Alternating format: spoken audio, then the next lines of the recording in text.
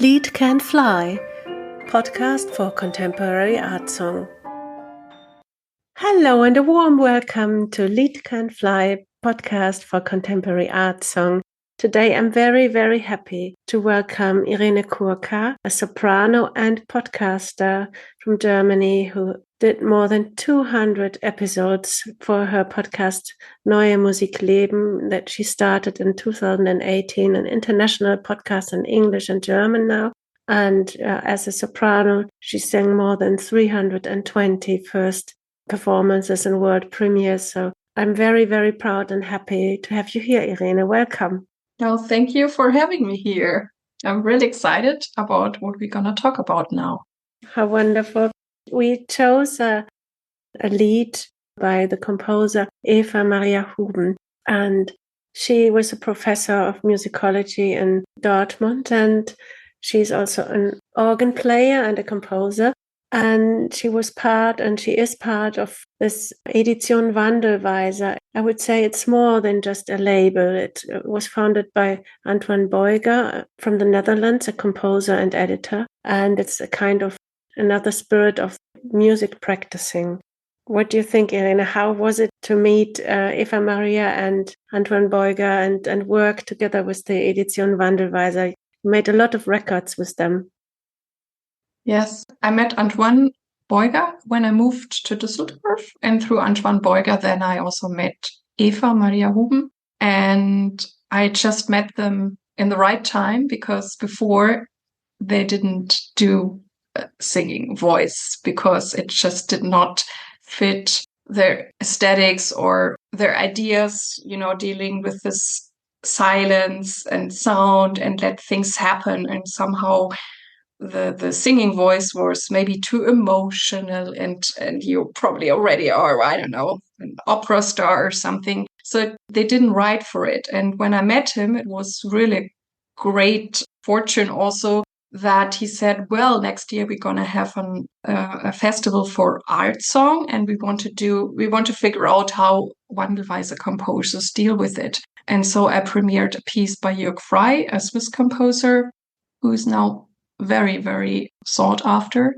And then Eva contacted me, and we have done also programs with organ and voice and piano and voice. And then she also wrote a piece for voice and orchestra, which then led Antoine to actually have an orchestra song. So each of the Wandelweisers could compose for that. And eventually also Eva, Antoine, and me, we did something which you would call music theater. So it was a very interesting progression. And Eva is a very open-minded person. I think I've never met a person who's so not judgmental on people or anything.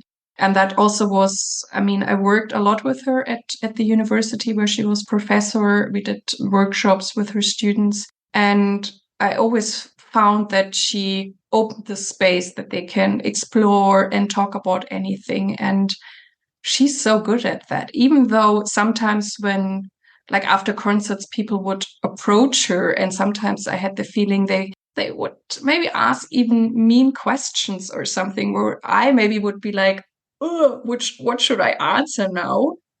And she's always like calm, and she's so smart, and she just answers it.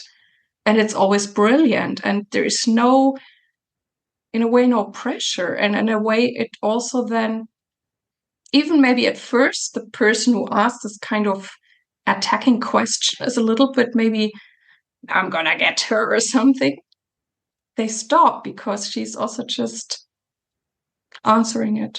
Okay, this is what you want to know. I answer you. And so she really lives it. And I have found out a lot about me, and I think I also found a lot of stability in myself as a person. And also then, doing more complex contemporary music. But there's something in me that is more solid since I do or have been doing this for many years. And as you said, I recorded many CDs with many, many great composers. And I'm really thankful that I met Antoine Beuger, Eva-Maria Houben, and all the other great people, even though maybe because also they're kind of close by to me. I mean, Antoine lives close to Düsseldorf, Eva lives close to Düsseldorf. So we have been hanging out a lot too, and it's very inspiring. I mean, I know there are people, Antoine has like also a mentorship program. There are people coming from all over the world to just spend time with him. And I was always lucky that I just spent time with him and got all his inspiration.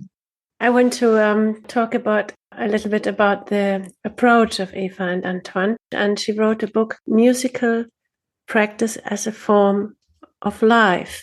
And it is a research on a certain approach of doing music as a process, and being in a room together with other musicians already means music. So it's not about performing some kind of score and trying to be perfect and just being the performer to an unknown audience that is not active at all, but just about the making music as a process, as a form of being, that the musicians are already the first listeners, and then at the same time the audience is not passive, they are active participants. And so it all refers to John Cage, and also to this thinking that a work of art is nothing holy or stable. It just appears while it is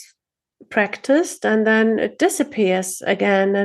And she's referring to Istvan Zelenka, who's also saying that doing is and repeating is giving continuity, and that the composition itself does not have to be studied. It is practice. And also she is referring to the musicologist and composer Christopher Small from New Zealand. He says that music is not a thing at all, but an activity. So that it's not about having an object that you bring to somebody, but just about being this subject. And Christopher Small even says musicking. So he invents to music that it is a verb, that it is a process, and that with Eva-Maria Houben, while the musicians are practicing the music and doing it, they find an inner sense, and the situation and the space around her is also important. And every musician is on his own, but at the same time, there's some kind of being together. So she's also pointing to that you're never alone. And that's something wonderful, that I feel that this running for perfection, many musicians are very alone, and they're trying to be better and better. And everybody ends up being alone. And then all these people that are alone are coming to a concert. 300 lonely people come to a concert to listen to musicians that are so deeply alone, and everybody is crying for help. And in the end, they're giving their resonance with applauding. But what a terrible image. I'm just drawing, but it just came to my mind that to overcome this deep loneliness that comes with perfection and with judging, because you said Eva is never judging anybody. I think this approach from Antoine Beuger is also helping to overcome fear and to be mindful while you're doing music as a musician. Yeah, you described so many important points, and it's an amazing book. It's worth to read it, even though you might not read it fast because there's so much in it.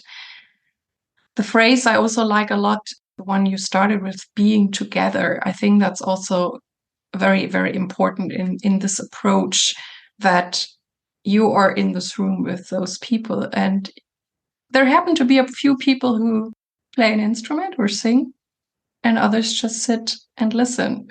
And that's it. In a way, very, very simple. It's not this necessary that you have to project something or be something, or I don't know, be the greatest diva or whatever possibilities there are. Maybe it's also very human. You just sit there and yes, you sing, you play whatever you're obviously good at or you're interested in. So I think there can be more this thing of that we're equal, even though each is a talent. I mean, some of the people who come there, I don't know, are maybe great lawyers or can carve something, and they have other talents, even though in this moment they're not doing it. They're just enjoying, experiencing this evening. And also the thing you said with practicing music, I mean, is it also, again, you also mentioned perfection. Do I practice that I can deliver? Or maybe can I also enjoy the practicing or enjoy the way? I mean, that's also a very famous saying, enjoying the way, not just getting to whatever goal you want to go to. And I think that's the thing, that I just allow myself to experience myself with it, or experience myself within the concert. And there was one piece by Eva I did, which was when we did this music theater piece. It was 40 minutes, and I had certain things I could choose from, and there was beautiful electronic sounds. But on the other hand, it was so little. I had nothing to, in a way, to grab onto. This controlling we always like in life and in most of our areas. And that always felt like I had to, I don't know, jump off a cliff. And at some point I didn't care. And it was a beautiful experience. But there I really felt very pushed out of my comfort zone. And yeah, to just let it happen and know, especially in this context, that they want to give you this experience. I mean, sometimes Antoine even advised me or picked projects for me, and whenever he also could make it possible in his concert series, that also would push me from the cliff, and was good. And do you? And at the same to let it happen, whatever there is. And I think I also did once a production where he let us do it. I think Eva was involved too, and he was not too happy afterwards in an artistic sense. But he also said, "Well, I think you just had to do it. It's okay." And he also says, I mean, I think also other composers says that too, that sometimes also there can be experiences or pieces you write when you're a composer. They're kind of the pieces in between. And if you get through there, maybe something else comes up, and then you're like, wow, this is now really magnificent. But to allow it, whatever is, if it's, as you said, if it's perfect, if it's not perfect. And the cool thing is, I guess, maybe growing older, and I was also very big on perfection and achieving goals and all that.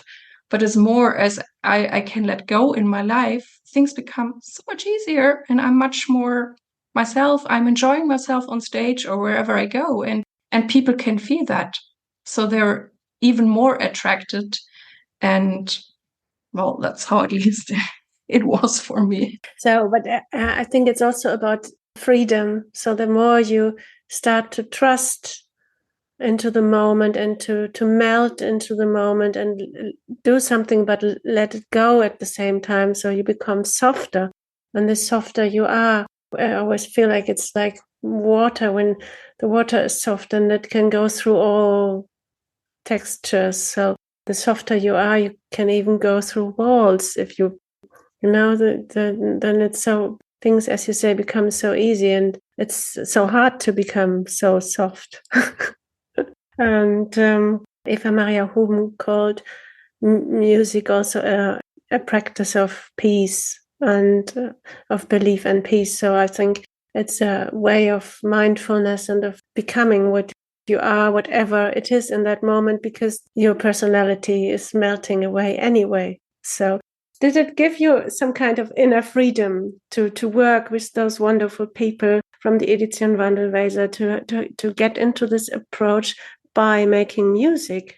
It certainly did. I mean, there are things on a whatever more personal level, or as I develop as a human being, but also as a singer, I found it very interesting because you have those whatever piano notes, and some of them are also can be very long. And that has to do with how you deal with your breath. And at one point, I practiced and recorded. It was my first CD with Jörg Frey, and he played the clarinet. And I was just singing long notes. And afterwards, when this project was over, I sang a very virtuose Mozart aria. And suddenly the coloratura was so easy. And I'm like, this is really interesting. I didn't practice any coloratura. And so it's so interesting how things intervene with each other and where you maybe don't know why is it not. I guess I worked on my breathing, and somehow the breathing helped my coloratura, or maybe also that I got through the long notes, which is technical, some kind of task also. As you said, the stability in myself. And so, I mean, when you see coloratura or complex pieces, I mean, you can go wild in your head. Oh my God, how am I going to deal with this? And can I do this? And can I make this? And blah, blah, blah, blah, blah. But when you always get back, like you said, and it doesn't matter if it's a music piece or if it's in life, to who am I really? Where is my piece? And, or can I step back a little bit to be the observer? What options do I have then? And it's always the same. And do you think that, it just came to my mind that maybe when you step back, you've got more time to breathe? Because most of the time when you've got a goal and you get short breath, and then when you step back and think, okay, this happened to me, and it's painful or whatever, and I can't get through it in 2 days. It's just touching so deep strings that were always touched in my life, and it's just bringing up all the stuff and all the stories that ever happened to me. Just one thing, and the whole thing is going up into the air. And then you feel, when you can step back, breathing comes, and then you start to get calm. So maybe that's why the Mozart coloratura suddenly worked so well. I don't know, but I think maybe when you always go forward. And once I was in the Pitt Rivers Museum in Oxford, and you see all these skeletons with these animals, and they all point forward, all the big teeth and mouth and the scalps, and you have the feeling they all want to run, and they're all running. And then, there's so much aggression when you see those dead animals, and when there's aggression, there's always adrenaline, and you don't have this calm breathing. So maybe for musicians and singers, maybe they might be our philosophers of the new era, because they know they have to step back to be able to breathe and to perform music. You have to, because your breath will be short when you just point to a goal. And so to relax into this room, that your body is an instrument and a room, maybe that's something that could give many people a lot of advisory. And the soprano Renée Fleming just did wonderful interviews with scientists about music and mind. And there's a new book that I would love to recommend here. It's called Music and Mind, from Renée Fleming. And so the connections between the new scientific discoveries. So there are many connections, and I think even some singers think that they don't have to think to be able to sing well. And there's some truth in it, because when your mind is too active, your eyes are stiff. And when your eyes are stiff, you can't breathe. And when you can't breathe, you can't sing. So your eyes have to be open and relaxed, like little diamonds, or room and open spaces that can be shiny. And then when your eyes are relaxed, your front is relaxed and your face is relaxed, and then the sound can go through your body. And once your chin is not relaxed, or your eyes, you can't sing. But at the same time, there's something wonderful happening with the brain to become a little bit dull again. And I don't say that singers are stupid, but I just want to say they have to step back a little bit to relax in something that is not thinking, even though at the same time, everything wants to control and think and even, the tiniest crescendo wants to be done. And so, of course, your mind is active, but there's something active and inactive. So it's something very, very complex. And I think many people in the audience don't know how complex it is to sing. Yeah, it's nice that you put it on this physical level as well, and how you seem to understand us singers very well. I want to mention a few things to this. The one thing is, I call myself the singing process, or taking lessons and getting better. It's for me a process of letting go, because most of the times people have to let go of patterns they have in their body that are not useful, maybe also whatever they think. And I always say also that taking lessons and working with your voice, it's the bravest thing you can do, because especially when you're at the gap that you leave something old behind and you try to figure out the new one, but maybe the body is not used to it anymore and you don't know what's going to come out, and you still do it and trust that most of the times it works. And with the dullness, I also have a funny story, because I studied in Dallas, Texas with Barbara Hill-Moore, and I can be very heady, and I have whatever an intellectual side, and I was also for a long time very big with this perfectionism and all that, and which sometimes can be helpful, but yeah. And I don't know, taking the lessons with her, and at some point she said to me, Irene, I wish you could be, maybe just for 3 days, be an airhead, because I think it would make your singing so much easier.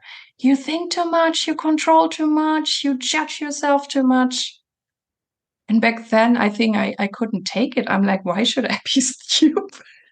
It took me years to get this. And I'm like, yeah, she's right. And I think some singers, especially in the beginning, they advance faster if they don't think.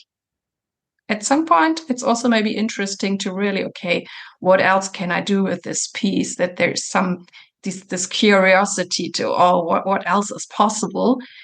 But yeah, so there's always the good and the bad side to it. And the other thing which also touches me when you or Eva-Maria is talking about this, I'm alone and maybe I'm not alone. And that's also, it's in life, and we maybe also don't know, are we really alone? What is really happening in this universe? And can I really be together, or is this an illusion? We don't know. And there is so much. And when you perform, I mean, certainly you know your part, or you're somehow busy with your part, but you always, I mean, as a singer, you always listen. I think that's just how we are built, because we also sometimes, whatever, take the pitches or something, or react, or at least I'm a very reacting person also. So I always like, oh, what's going on? And so it's always a thing at the same time, but also that fits to life. I mean, if you are a person who can be really in your center, in your middle, and still be open and connected, you can lead a very great life, because oftentimes you go into separation. Oh, this is, no, I don't want this, and you separate yourself. And so, as we just noticed, we're talking about music, we're talking about Eva, but it's their life choices, actually. It's a big word. And she's in her book, Musical Practice as a Form of Life.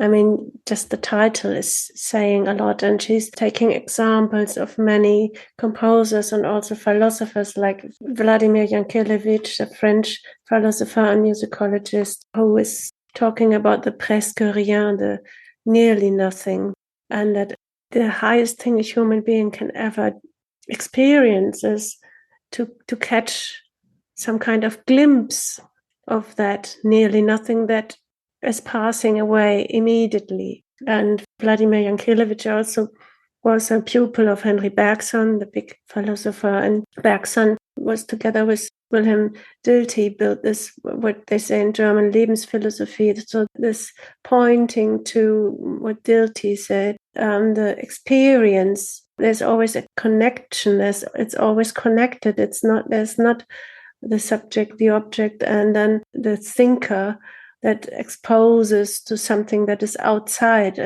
everything is connected. So it's a kind of philosophy that Eva-Maria Houben is talking about in her book with many examples. It's such an interesting and nourishing book. It's a pity that I could only read it for a week. I could study it for years. And so I just hope that I can give you a glimpse of that wonderful book. And now I would love to listen to her lied. It's of a song cycle called Lieder für die Insel, Songs for an Island. And it's the third number. And there's some wonderful little notes for the performers in the score. And I want to just read it because she says Lieder für die Insel for a voice and piano. So at the same time, she said lead, but she's taking it back a little bit, saying a composition for voice and piano. And so the singer should be calm and quiet, softly floating. And the piano should be soft and tender. And I love this double softness.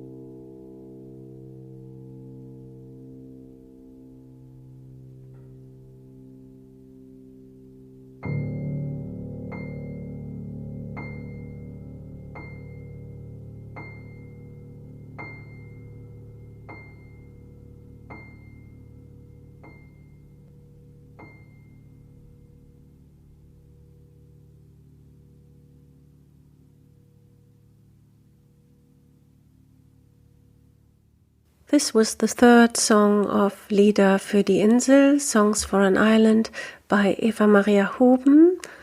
The singer was Irene Kurka and on the piano Eva-Maria Houben. Now I'm going to read the German lyrics. Manchmal denk ich mir wohl im Stillen, wie es wär, wie eine Wolke.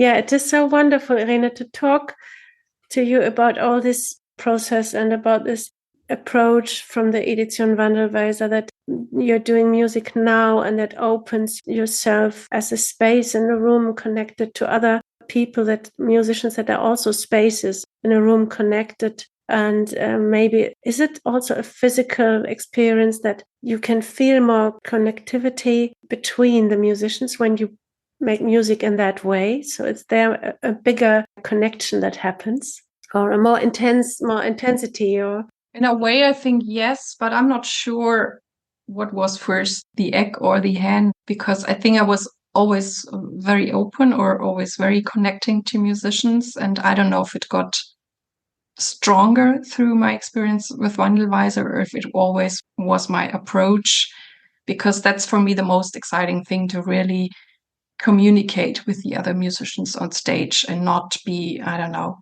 like machines. And the other thing which I always was aware of is when I enter the stage or wherever I perform, or if I perform or don't perform, I always perceive the whole hall, the room, and I don't even know what I'm really doing there, but I can feel the room, I can feel the people, and so in a way, maybe that is already this togetherness. We are sitting in this room together, and I'm obviously happening to be singing, and I like passing on whatever it does, the joy, or that music is deep and so touching, and it's one of the greatest gifts on this earth for me, and it is really me. It is part of my life. I mean, I cannot be separated from music, and I don't know, I'm not sure if I could even survive if there would be no music on this earth. I would just maybe leave the earth then. oh, And yeah. It's a form of being, it's not that's what maybe also Eva-Maria wants to say, that doing music is not paying a ticket for a concert hall or something and getting something like food, or it's a form of being, it's a form of practicing. And once I think the musicians have this different approach, maybe they can touch other people in a deeper way, because they themselves, they have some different experience. Just in that moment, they're experiencing something that goes beyond themselves. Well, the thing is, I think that a lot of musicians probably experience it that way, whether they are with Wandelweiser or not. But I think Eva has also a very great gift in writing. And I think she really was able to put things down that maybe are precious for any musicians, or just to be aware of it, even though maybe if you're already doing it and you're just like, wow. And then, yeah, you can open up the rooms even more. Yeah. Oh, thank you, Irene. Thank you for being our guest today. I could go on talking with you for the next 6 hours, but we've got to find an end now. And I'm so thankful that you were a guest in our episode. And I hope that you will have many, many new encounters also and new experiences. Podcasting, I always feel it's like performing in that moment as well. So it's like making music together. And I just hope for all our listeners that they could also melt into the moment of listening and being with us together in this moment now. And yeah, thank you for being here. Thank you so much for the invitation. Thank you. This was Lied Can Fly with the soprano and podcaster Irene Kurka. Thank you for listening and hope to hear from you soon.